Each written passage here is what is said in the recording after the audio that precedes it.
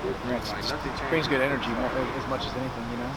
Schooler and his leadership, and Micah being young, being back out there, and having the impact he had early in the fall camp, and then it was good. Our guys are excited to see his guys back. There'll be some rust, as we all know, but obviously good to have those guys.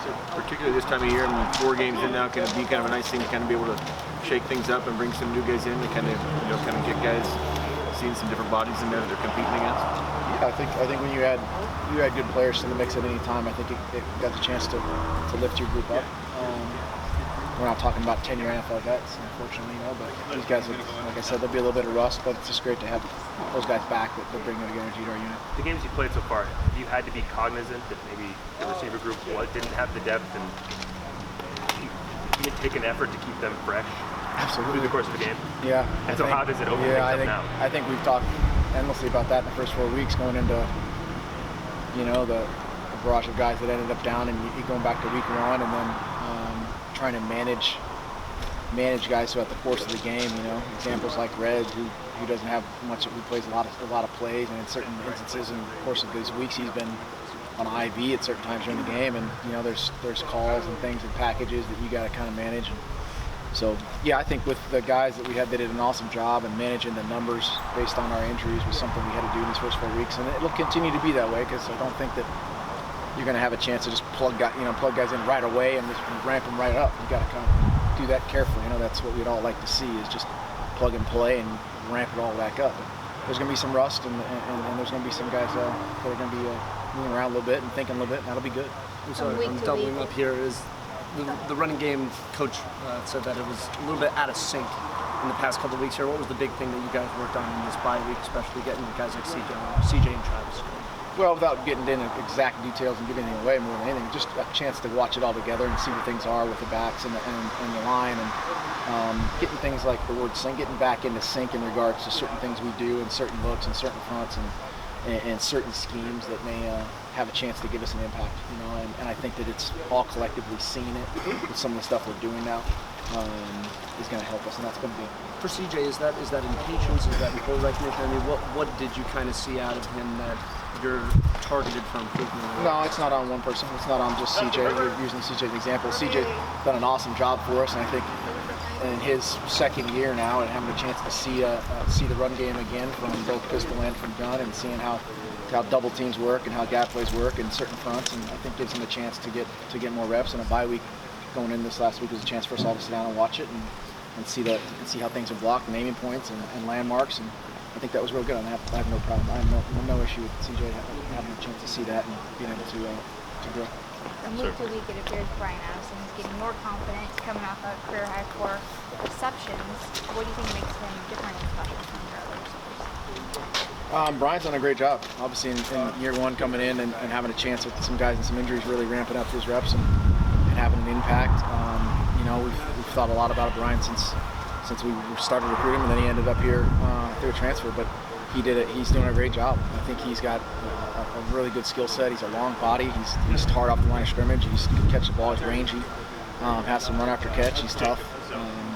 And it's understanding how to play at full speed and at college level right now. So that's good to see. He's done a really nice job. Thanks, Greg. Obviously, running backs are such a big part of the passing game last year. I know it's a small sample, but CJ in particular really has been a big factor there. Was that an area that you guys focus on and address these past 2 weeks? You know, I think it's something that we've always kept in mind as far as those guys' ability to play receiver and be able to do stuff with the ball afterwards last year. I think at that point, you know, those guys were doing a great job out of the backfield, and they will continue to do so. I think given game plans will probably suit that more. How do you get back into sync between a lineman and a running back? When that word is used so often, is that a timing thing? Is that a chemistry thing? I mean, what is getting back into sync? Well, I think it's a chance for you guys to put on the film and see how things are blocked and have those guys work together and see certain fronts and certain looks that may be different without getting into the specifics and give things away. There's certain things we're doing this year that are a little bit different than last year, and that's part of it. So getting in sync is for the line and the running backs to understand what a certain look would look like, and then doing it collectively to understand how we put it back. Impressions at Cal's defense, and particularly Evan Weaver's a guy who's commanded a lot of attention and put up big numbers. What just your impressions so far on that? Cal's defense is great. I mean, they do a great job. They're coached well. They've got good players. They play hard. They've got a good scheme. They're no different than they have been. I think those guys are scrappy, and our guys are excited about the test. What makes it harder because you can take defensive players out of the game, Marcus, by game planning. You can isolate defensive linemen or throw at or avoid defensive backs, but nobody's really able to take this guy out of it game plan-wise. What makes it so hard to try and get around him from an offensive game plan standpoint? Well, I think sometimes you can do that. Sometimes it's easier to isolate guys who are out of the box than in the box at a lot of levels. He's always on the field, both personalities. They move him around a lot. It's also, he's not isolated. He's not just a free technique. He's not just a left corner. He plays all over. He'll play inside, outside the box, inside the box, on line of scrimmage, in the mic. So you can't really say you know where he's going to be on a given area. So you've got to consider him as part of the play in every play, and he does a really good job. And we've got a good test against him. You just talked about like Jalen having to be on like an IV at times in the game. Is it wanting to get his snap count down, or is it like the intensity of each snap, but with kind of bringing this depth back with having more receivers? No, I just use that as an example, and Jalen's an example. Could be anybody. It could be a cramp in one of the games or whatever it may be. I think getting more receivers back just adds depth and the ability for you to be able to say a guy needs a blow, he can take a blow, and so you can do also. You don't have to maybe limit it in certain packages where certain guys haven't done it. You go down 4, 5, 6 guys who did stuff in fall ball. The inventory of things you did with that receiver now on the field, i.e. Spencer Webb, you're like, okay, well, shoot, that's not something we really invested a ton in week 1, 2, 3 with those guys out. So now we get a chance for guys to increase that depth, and it'll be great. I think those guys are excited to be back out there and have each other back. But the big picture for the league-wide, Marcus, a lot of the major running backs have been lower production so far year over year. Not just CJ or even Benjamin had a big week, but he was down heading into it. JJ Taylor was down. Josh Kelly was down. Do you notice things defensively in this league so far this season that are just flat out making it harder to run the ball, not just for you guys, but for everybody right now? Without getting too, I think with running the football versus certain structures, certain defenses, there's certain elements in which make it different. Certain things.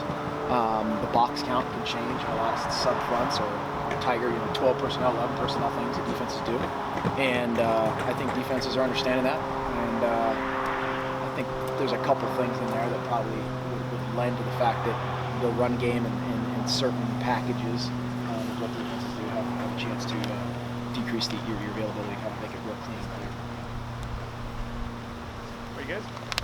And you think Coach